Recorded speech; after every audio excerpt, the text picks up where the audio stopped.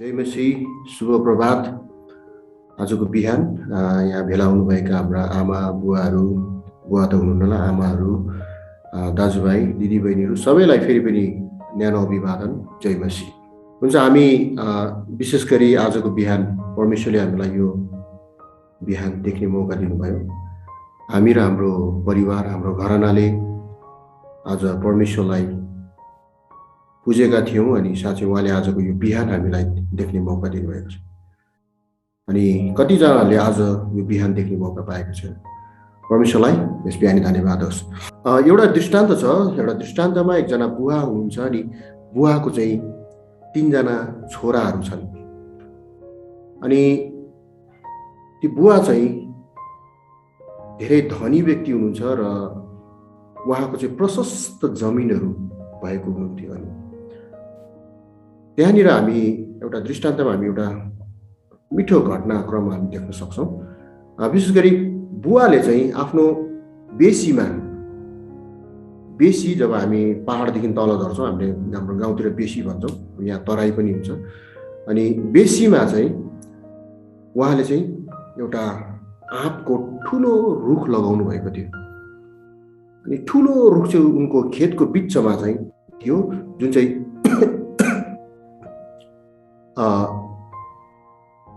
पुरै हुर्किसकेको रुख थियो। अनि आफ्नो बुवाले 3 जना छोराहरूलाई भन्दछ, तिमीहरूले गएर फरक फरक समयमा 4-4 महिनाको अवधिमा गएर तिमीहरूले त्यो बेसीमा जानु, एक जना गरेर जानु र त्यो आँपको रुख चाहिँ के कस्तो अवस्थामा छ र त्यसको त्यो रुख चाहिँ त्यहाँनिर कसरी भएको छ, त्यो कस्तो प्रकारको अवस्थामा छ, तिमीहरूले त्यसको विवरण लिएर आउनु भनेर चाहिँ आफ्नो बुवाले छोराहरूलाई भन्दछ। अनि 4-4 महिनाको समय दिएको हुन्छ। अनि पालो गरेर 3 जना छोराहरू चाहिँ खेतमा जान्छन्। अनि खेतमा गएर त्यो आँपको रुखको वरिपरि घुमेर त्यो आँपको रुखलाई उनीहरूले हेरेर अनि त्यो अनुसारको विवरण चाहिँ लिएर आफ्नो बुवाबाटमा आउँदछ। 4 महिना भनेको लगभग तपाईँको 1 वर्षको कुरा। अनि पहिलो छोराले भन्दछ, तिमीले के देख्यौ त त्यो रुखमा भन्दाखेरि, अनि बुवालाई पहिलो छोराले भन्दछ, मैले त्यो रुखलाई पुरै उजाड देखेँ, एकदम सुक्खा, कुनै पनि पात नभएको र मर्न लागेको अवस्थामा एकदम त्यो रुख चाहिँ त्यो बेसीको हाम्रो खेतको बिचमा त्यो भएको मैले देखेँ।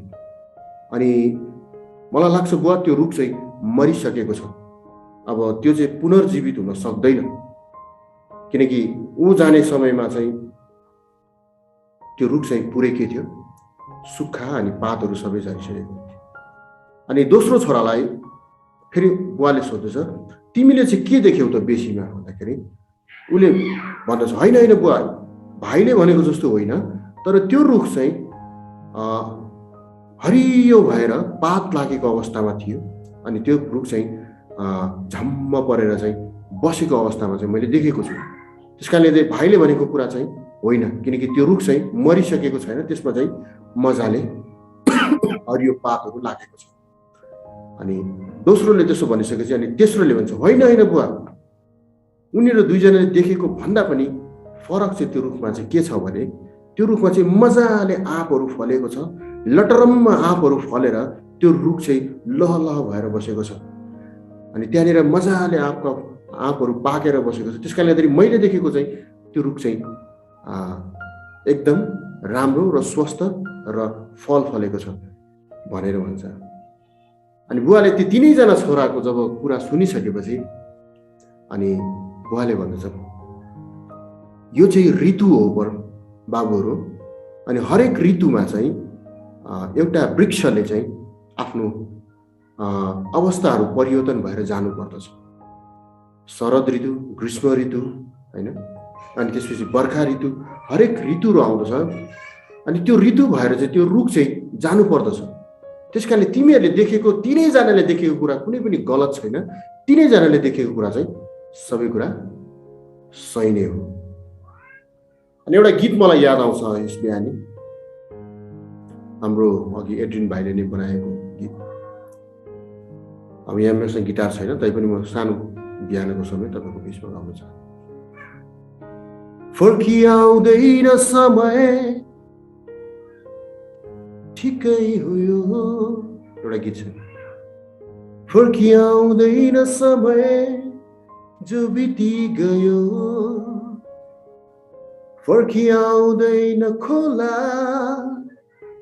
जो बगी गयो, फर्किआउँदो रहेछ तर यसुको ऋतु, धनी रहेछ नुनी प्रेममा। हे फर्किआउँदो रहेछ तर यसुको ऋतु, धनी रहेछ नुनी प्रेममा। प्रिय, यो बिहानी हामी के बुझ्न सक्छौँ भने मानिसको दृष्टिकोणले देखेको त्यो रुखलाई चाहिँ तीन प्रकारले व्याख्या गरेको देख्दछौँ। तर त्यो रुखको जीवनकाल र चक्रभरिमा त्यसले कसरी आफ्नो जीवनलाई चाहिँ पार गरेर गएको छ भन्ने कुरा चाहिँ हामी देख्दछौँ। पहिलो छोराले देखेको अवस्थालाई हामीले हेर्दछौँ भने हरेक व्यक्ति र मानिसको जीवनमा सङ्घर्ष छ, हरेक मानिसको जीवनमा दुर्बलता छ, कमीहरू छ, अप्ठ्यारोहरू छ। अनि त्यो अप्ठ्यारो र हरेक अवस्थालाई पार गर्दै हरेक मानिस अघि बढ्नु नै पर्छ। किनकि हामीले अघि गीतमा पनि सुन्यौँ, जुन समय छ त्यो बितेर जानेछ, जुन खोला छ त्यो बगेर जानेछ, तर उहाँमाथि आशा टिकाउनेहरूको चाहिँ भरोसा फर्केर आउँदछ। जसरी ऋतुमा एउटा आँपको बोट जब बन्जर र सुक्खा देखेर मानिसले व्याख्या गरे कि यो रुख मरिसकेको छ, र दोस्रो छोरोले देखेको जस्तै जब त्यो रुखलाई उसले व्याख्या गर्दछ कि होइन यो रुख त हरियो भएको छ। अनि परमेश्वरले हाम्रो हरेक कष्ट र अवस्थाबाट, बाधा र अडचनहरूबाट भएर जाँदा पनि परमेश्वरले तपाईँ र मलाई फेरि पनि त्यो जीवनहरू फर्काएर ल्याउनुहुन्छ, त्यो दिनहरू फर्काएर ल्याउनुहुन्छ, ताकि हामी बिस्तारै हरियालीमा परिणत हुन्छौँ। अनि जब परमेश्वरले आफ्नो योजना चाहिँ तपाईँ र मेरो जीवनमा पुरा गर्दै लानुहुन्छ, तब बिस्तारै बिस्तारै तपाईँ र मेरो हरेक अवस्था र कमजोरी र दुर्बलताहरूबाट, हाम्रो हरेक निराश र एकान्तपन र हाम्रो हरेक एक्लोपनहरूबाट परमेश्वरले हामीलाई माथि ल्याउनुहुन्छ। अनि बिस्तारै त्यो रुखले जस्तै हामी हरियो हुँदै जान्छ। र परमेश्वरको योजना यति मिठो छ, यति योजना यति असल छ कि उहाँले हाम्रो जीवनबाट लटरम्मै फलहरू फलाउन चाहनुहुन्छ। जसरी अघि रुखलाई हामीले हेऱ्यौँ भने त्यो रुखलाई सुरुमा व्याख्या गर्दाखेरि साँच्चै नै अब त्यसलाई त हामीले त्याग्नुपर्छ किनकि त्यो मरिसकेको छ। तर होइन, परमेश्वरको ऋतुमा परमेश्वरले आफ्नो काम गर्नुहुन्छ है प्रियहरू। हाम्रो अहिलेको अवस्थामा हामी कष्टमा, हामी दुःखमा, हामी अप्ठ्यारो भएर जानु पर्यो तापनि तर परमेश्वरले आशा राख्नेहरूलाई चाहिँ उहाँले उठाउनुहुन्छ।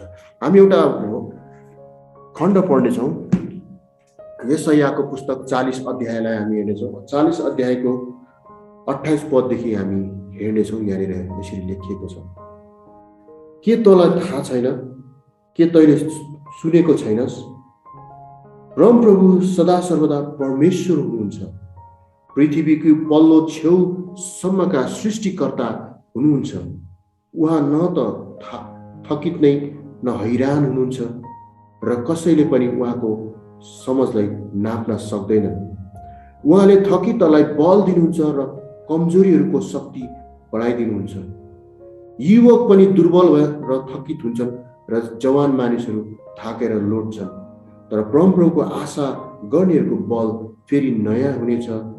तिनीहरू गरुड झैँ माथि माथि उड्नेछन् र दगुरेर पनि तिनीहरू थाक्ने छैनन्। तिनीहरू हिँड्नेछन् तापनि मुर्छा पर्ने छैनन्। आमेन। यो बिहानी यो वचनले तपाईँ र मलाई परमेश्वरप्रति आशा राख्नेहरू चाहिँ बल प्राप्त गर्दछन् भन्ने कुरा राखिदिएको छ।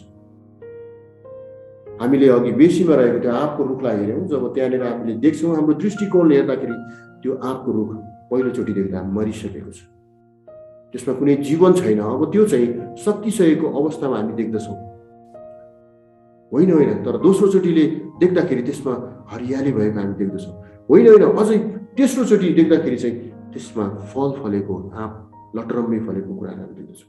त्यसै प्रिय, यहाँनिर हामी के देख्दछौँ भने यो वचनले हामीलाई के भन्दछ भने परमेश्वरको शक्ति महान छ अनि उहाँको योजनालाई मानिसको समझले बुझ्न सक्दैन। यिर्मयाको पुस्तक 29:11 भन्दछ, यिर्मयाको पुस्तक 29:11 भन्छ, किनकि जुन योजनाहरू मैले तिमीहरूका निमित्त बनाएको छु ती म जान्दछु। परमप्रभु भन्नुहुन्छ ती तिमीहरूका उन्नतिको निम्ति हुन्, नोक्सानीको निम्ति होइन, तिमीहरूलाई आशा र भविष्य दिनलाई। साँच्चै नै हामीलाई परमेश्वरको योजना कतिपल्ट हामीले बुझ्न सकिरहेका हुँदैनौँ। हामीलाई कोहीपल्ट कुनै कुनै अप्ठ्यारो अवस्थाहरू परिस्थितिहरू भएर आउनु पर्दाखेरि लाग्दछ कि परमेश्वरले तपाईँ र मलाई त्यागिदिनु भएको छ। अनि परमेश्वरले आज मेरो दुःखलाई किन बुझ्नुहुन्न, अनि मेरो एक्लोपन र खल्लोपनलाई आज किन परमेश्वरले मलाई सम्बोधन गर्नु हुँदैन, किन परमेश्वरले आज मेरो प्रार्थनालाई सुन्नु हुँदैन। धेरैपल्ट हाम्रो मुखबाट ती कुराहरू निस्किएको पनि छ। तर होइन, किनकि जसरी समय बितेर जान्छ, खोलाहरू बगेर जान्छ, तर परमेश्वरको रीति र उहाँको प्रेम चाहिँ फर्केर फेरि तपाईँ र तपाईँको परिवारमा र तपाईँको मण्डलीमा आउँछ भन्ने कुरा चाहिँ हामी यो वचनबाट देख्दछौँ। किनकि परमेश्वर यति शक्तिशाली र सामर्थ्यवान हुनुहुन्छ कि उहाँले गर्नुभएका योजनालाई न मानिसले नाप्न सक्दछ र न मानिसको समशक्तिले नै थाहा गर्न सक्दछ। हामीले अघि भर्खर हेऱ्यौँ 40 मा कि जवान मानिसहरू, बुद्धिमान मानिसहरू थाकेर लड्नेछन्, तर उहाँमाथि आशा राख्नेहरू चाहिँ फेरि के गर्नेछन्, उठ्नेछन्। आज तपाईँ र मेरो जीवनमा पनि ती अवस्थाहरू भएर गएको छ। हामीबाट फलहरू देखिँदैन। कतिपल्ट हाम्रो जीवनहरू बन्जर भएका हुन्छन्। कतिपल्ट मानिसको व्याख्यात्मक हिसाबमा हेर्दाखेरि हामी सकिसकेको अवस्था जस्तो देख्दछौँ। हामीमा कुनै पनि कुराहरू देखिँदैन जुन कुराबाट चाहिँ अरू आशिषित हुन सकोस्। तर समयको परिस्थिति र पदचाप अनुसार जसले प्रतीक्षा गर्दछ, जसले प्रार्थनामा परमेश्वरप्रति आफ्नो मन र आशालाई टिकाइराख्दछ र भरोसालाई टिकाइराख्दछ, त्यसले चाहिँ एक दिन साँच्चै नै फल फलाउँछ भनेर अघि हामीले हेरेको दृष्टान्तबाट हामी बुझ्दछौँ। त्यसकारण यो बिहानै तपाईँलाई म के उत्साह दिन चाहन्छु भने, तपाईँ म हरेकजना आफ्नो क्षेत्रमा छौँ, आफ्नो फिल्डमा छौँ, कोही केमा छौँ, कोही केमा छौँ। कतिपल्ट हामीले गर्दै गरेका कामहरूमा हामीलाई सफलता मिल्दैन, कतिपल्ट हामीले गर्दै गरेको कुराहरूबाट हामीलाई उत्साह मिल्दैन, कतिपल्ट हामीले गर्दै गरेको कुराहरूबाट अरूलाई आशिषित हुने मौकाहरू मिल्दैन। तर प्रियहरू, तपाईँले जे कुरा हृदयबाट आफ्नो मन लगाएर परमेश्वरप्रति आशा राखेर गर्नुभएको छ त्यसको समय फर्केर आउँदछ। अघि मैले भनेको छु, अब फर्किआउँदैन समय जो बिति गयो, फर्किआउँदैन खोला जो बगी गयो, फर्किआउँदो रहेछ तर यसुको ऋतु, धनी रहेछन् उनी प्रेममा। हाम्रा समयहरू, हाम्रो अवस्थाहरू, हाम्रो व्यवहारहरू, हाम्रो सबै कुराहरू बिग्रेको अवस्था हुन सक्दछ। हामी एकदम एक्लोपन अवस्थामा हुन सक्दछौँ, तर परमेश्वरको प्रतीक्षा गरेर भरोसा राख्ने जीवनमा चाहिँ त्यो ऋतु फेरि फर्केर आउँदछ। यो शनिबार हामीले एउटा वचन हेर्थ्यौँ, युसुफको जीवनलाई हेर्दै थियौँ। 13 वर्षसम्म उनलाई कष्ट भएर जानु पर्यो, धेरै अवस्थाहरूबाट भएर अघि बढ्नु पर्यो। तर परमेश्वरमा प्रतीक्षा र आशा राखेको कारणले उसलाई 13 वर्षपछि मिश्रको देशमा प्रधानमन्त्रीको पदमा उनी आफूलाई पाउँदाखेरि, त्यो समयको दिनलाई हेर्दाखेरि र त्यो 13 वर्षको सङ्घर्षलाई हेर्दाखेरि हामीले यो कुरा बुझ्नु पर्दछ कि परमेश्वरको समय र उहाँको निगाहको वर्ष हामीहरूको जीवनमा, हामीहरूको परिवारमा पनि छ। तर प्रतीक्षा चाहिँ गरौँ ताकि त्यो दिन फर्केर आओस् जुन दिन हामीले ती कुराहरू देख्न सकौँ। अनि हाम्रो मण्डली, हाम्रो परिवार, हाम्रो व्यक्तिगत जीवनमा परमेश्वरले राखिदिनु भएको योजनालाई हामीले साँच्चै नै हाम्रो जीवनमा पुरा भएको होस् र जुन कुरा परमेश्वरले राख्नु भएको छ नि हाम्रो जीवनमा, त्यो चाहिँ पुरा भएरै जान्छ। कतिपल्ट त्यो कुराहरू पुरा नहुन दिनको निम्ति चाहिँ कतिपल्ट तपाईँ र मेरो जीवन र तपाईँको परिवारमा, मेरो परिवार, मण्डली परिवारमा हेर्दाखेरि यो सम्भव छैन कि जस्तो लाग्छ। किनकि त्यो आउने हरेक बाधाहरू, अडचनहरूले हामीलाई निराशको बाटोतिर फर्काउँदछ। तपाईँ सेवकाईमा हुनुहुन्छ, एकचोटि जानुहुन्छ, दुईचोटि जानुहुन्छ, 12-15 चोटि जानुहुन्छ, त्यो भाइ र त्यो बहिनीले तपाईँलाई सुन्नै चाहँदैन। कतिपल्ट तपाईँको जीवन र हाम्रो जीवनमा निराशको कुराहरू आउँछ। मैले कति प्रार्थना गर्दछु त्यो भाइको निम्ति, त्यो बहिनीको निम्ति, तर मेरो कुरालाई उनीहरूले सुन्नै चाहँदैन अनि बुझ्नै चाहँदैन। यिर्मिया पनि धेरैचोटि रोएका थिए इजरायलीहरूको निम्ति, धेरैचोटि भनेका थिए, कतिचोटि उसको कुरै पनि सुनेनन्। तर परमेश्वरको योजना र परमेश्वरको इच्छा चाहिँ यिर्मियालाई थाहा थियो। अनि आज तपाईँ र म पनि त्यही बाटोमा हिँडिरहेका उहाँका सेवकहरू, उहाँका प्रियहरू, उहाँका मण्डलीहरू, आज हाम्रो आशा र भरोसा हामी उहाँप्रति राखौँ र उहाँको समय र ऋतुमा साँच्चै नै तपाईँको जीवनमा, तपाईँको परिवारको जीवनमा र तपाईँको मण्डलीको परिवारको जीवनमा उहाँले आशिष ल्याउनुहुनेछ फर्काएर। हुन्छ प्रियहरू, आजको यो समय बिहानी फेरि पनि तपाईँहरूलाई धन्यवाद। यो सानो वचन म यहाँ राख्दै फेरि हाम्रो नानीलाई दिन चाहन्छु। जय मसीह।